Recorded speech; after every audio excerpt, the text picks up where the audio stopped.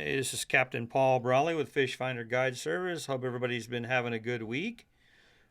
This week we're going to be talking about the area right in here. It's called Tropic Flats. It is between Humble Channel and all of the little islands that come off of the CP&L channel, and that also come off of what we call Midway Channel. Midway Channel would be this channel right here, and CP&L channel would be this channel right here.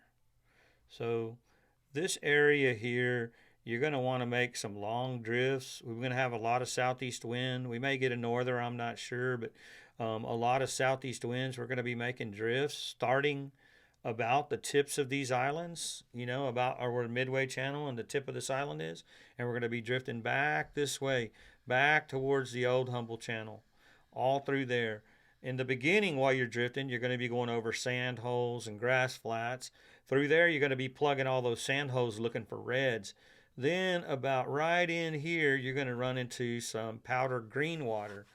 When you get to that powdered green water, you'll be in a lot of trout. There'll be a lot of little ones, but also there are some really nice keeper trout mixed in there.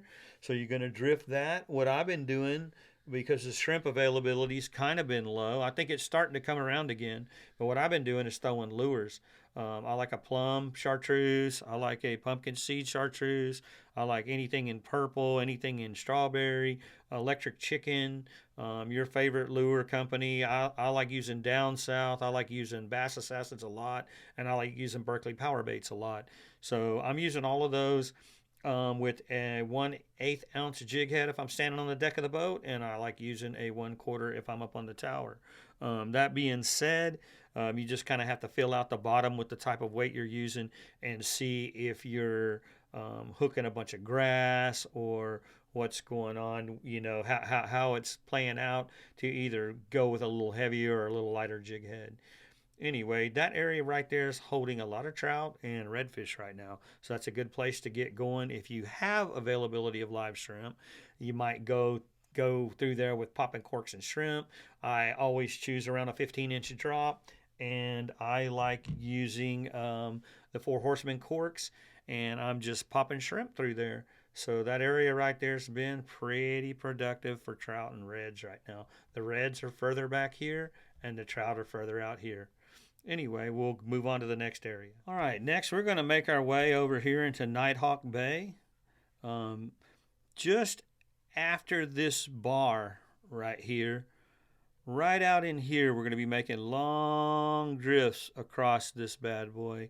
Also, you can use the corks and shrimp in there, or you use the lures, plum, chartreuse. I like using a lot of paddle tails in here, a pink and white paddle tail, glow with the chartreuse tail, paddle tail, any pumpkin seeds, even try darker colors.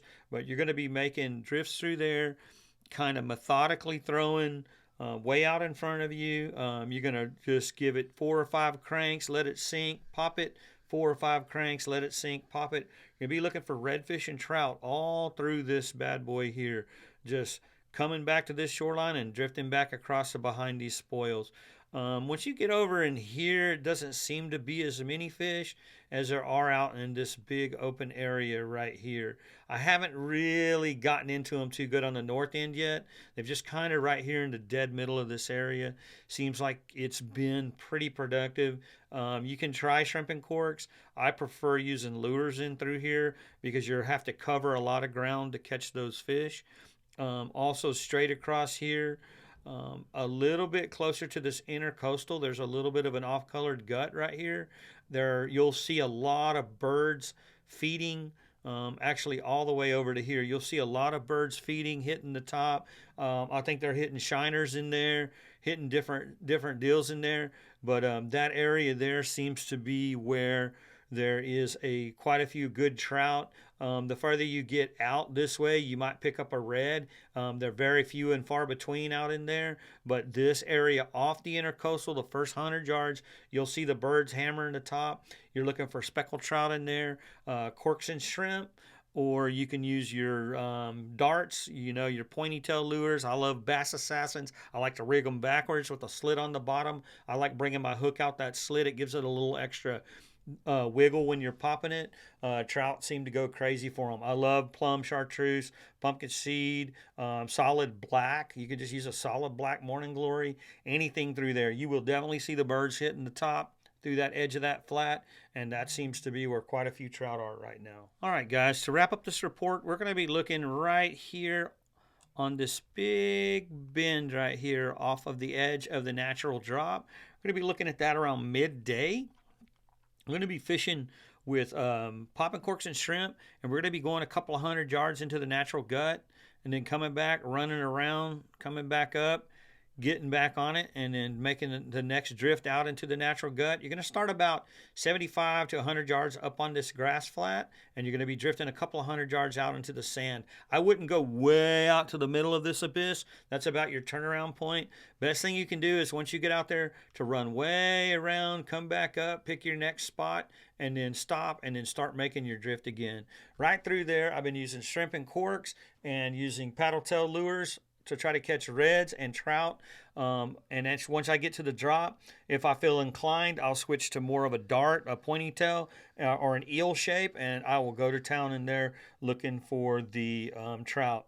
Listen, guys, if anything I'm telling you is not working out for you, you could always give me a call, and it may change your whole trajectory of your fishing.